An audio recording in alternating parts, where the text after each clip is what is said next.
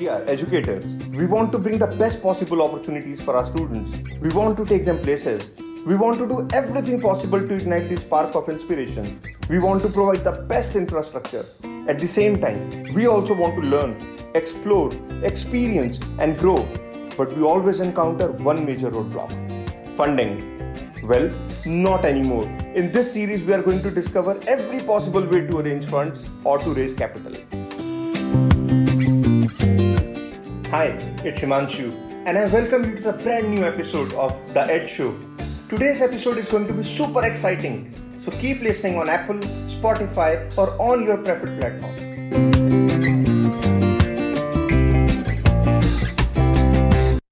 Welcome back to the brand new episode of The EDS Show.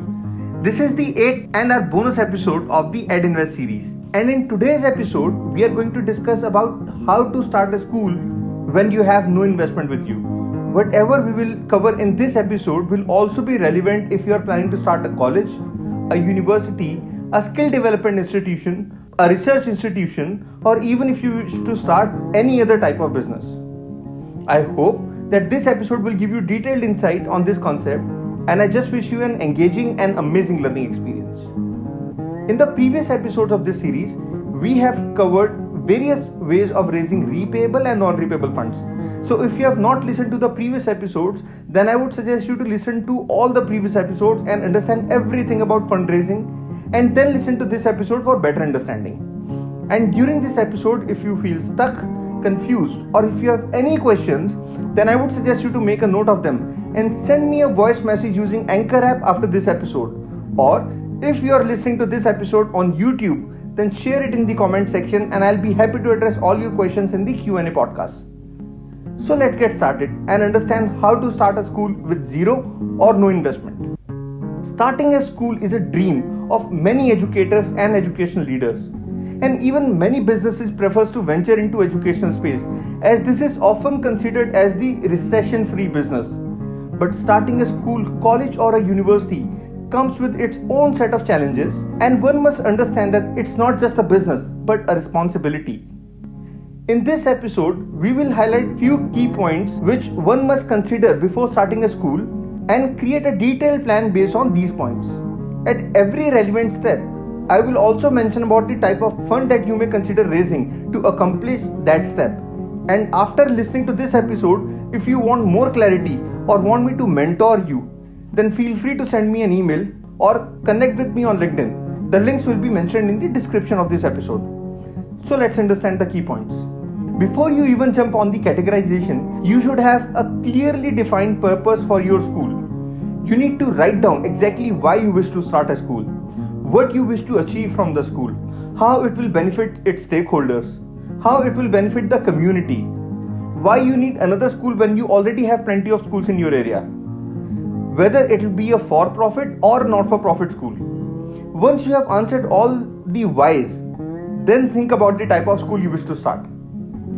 Categorization is very important.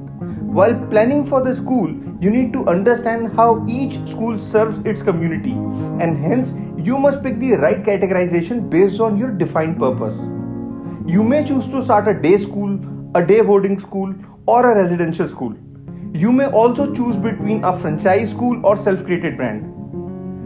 Once you have categorized it, then decide on the location, as it is equally important, because if the location doesn't solve your purpose, then you will not be able to achieve the desired outcomes. How big will the school be in terms of enrollment? Always remember that the new school grow over time. It is important to know and understand that it will start with lower capacity and gradually it will increase in number, and in certain years it will reach to its full capacity. Enrollment projection must be carefully thought out.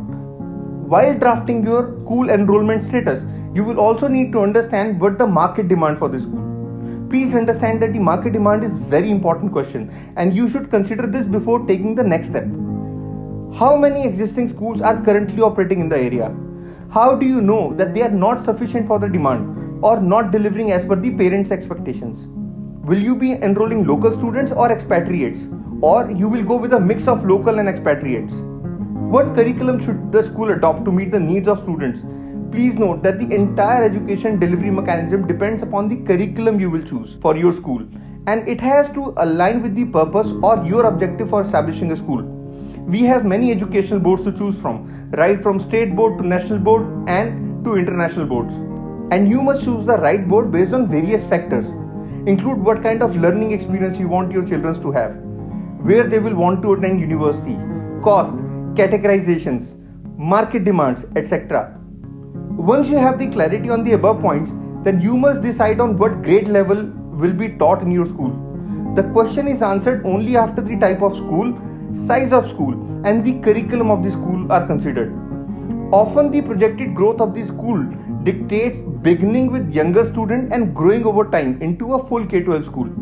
Now decide on the tuition fee you wish to keep for your school based on what you are offering, and please understand that before you actually start your school, your fee has to be approved by the respective agencies or the ministry. Once you have the clarity on the mentioned points, then you should work on its costing. You need to understand how much money is required to buy the desired piece of land or for establishing a school, the cost required to construct the school, and the operational cost for at least next 3 to 5 years.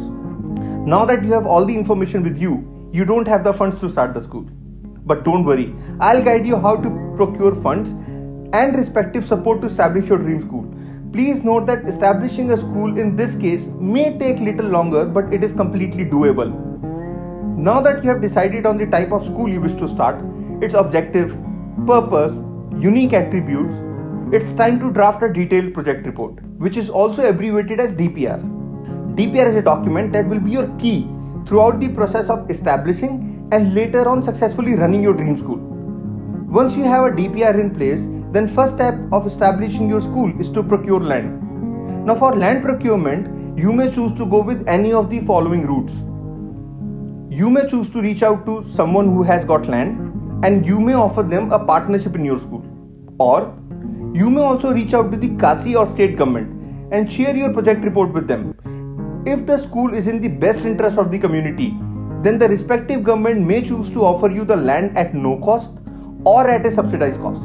Sometimes they may also choose to give you the land on a long-term lease with a minimalistic lease rental. Just for an example, they may even choose to give you a land at a monthly lease of $1 a month. Another option is to raise debt finance or equity finance. If the investor or the lender likes your concept and the growth prospect, then they may choose to invest in your project and may choose to lend you the money at a decided interest rate. You may also choose to reach out to the large corporate houses or industrial organizations, and they may even choose to give you the land either as an investment from their end in lieu of the partnership, or they may also choose to give it under CSR initiative. Once you have procured the land, then the next step is to construct the school or the building. Now this can be a cumbersome task, as in case of debt or equity financing or partnership, you may complete the construction in one go. But in other cases, construction may get completed in parts. However, do understand the possible options of raising funds for constructing your dream school. Once you have the land and the DPR, then you may choose to raise debt financing or equity financing. If your respective government is promoting quality education and or educational institutions, then you may also get the debt financing at a highly subsidized rates. In case of equity financing, you need to be clear about the type of equity finance you wish to raise, and it often depends upon the growth prospect of your institution. Now, if you have decided to go with the non-repayable funding options, then you may choose to apply for the infrastructural grants from various grant giving agencies. Or you may also choose to run a donation or a crowdfunding campaign for establishing your school. If you wish to understand about the debt or equity financing, grants, donation or CSR, then do listen to the previous episodes where I have shared everything about the repayable and non-repayable funding opportunities and the legalities involved in it. Now that you have figured out how to get the land for free and how to raise funds for constructing the building, you have one last thing left, that is infrastructure. Infrastructure can be a tricky task, and you must have a detailed list ready with you for every single item that you may need in your school, right from furniture to lab equipments, computer peripherals to administrative solutions, sports equipments to books and stationery. Whatever you need, you should have it in writing, as to gather all this you will have to write a bunch of proposals, and you may even need to knock multiple doors simultaneously. If you have a debt or equity financing available with you, then you may simply choose to procure all these items. But if you don't have the finance available for the bulk procurement, then you have the following non-repayable options with you. You may choose to run multiple crowdfunding or donation campaigns for each category. And you will be surprised to know that how the entire community can come together to build something crucial for our younger generation. And you may even get more than what you're asking for from the community. But do understand that the community always prefer to support non-profit institutions which are working for the benefit of the society. If you feel that you have a little finance available, then you may reach out to your respective ministries or departments, and you will be surprised to know that how the government can support you in your dream by offering a grant or a subsidy. You may also choose to raise grants under various grant giving opportunities, and for raising the grant you will have to create multiple grant proposals for each category and have to share it with different grant giving organizations. And you may get good amount of support from various grant giving organizations, and if you feel that this information is enough, then wait.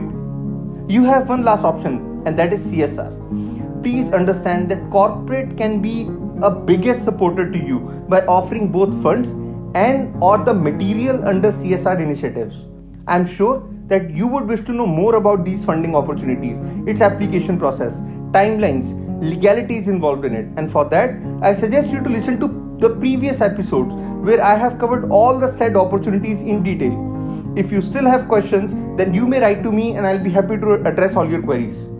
I am sure that this episode have given you detailed insight on how to start a school with no investment. Please note that the fundraising process for various categories remains same even if you wish to start any other type of educational institution, be it a college, university, skill development institution, or even a research institution. If you have liked this podcast, then do rate us on Apple Podcasts and share it in your network. And I will see you in the next episode. Thank you for listening to the Ed Show. I hope it was a great learning experience for you. If you have any questions or suggestions, then do share a voice message with me on Anchor. Or if you are listening this podcast on YouTube, then share it in the comment section and I will address all your questions in the Q&A session. And I'll see you in the next episode. Till then, stay safe and stay happy.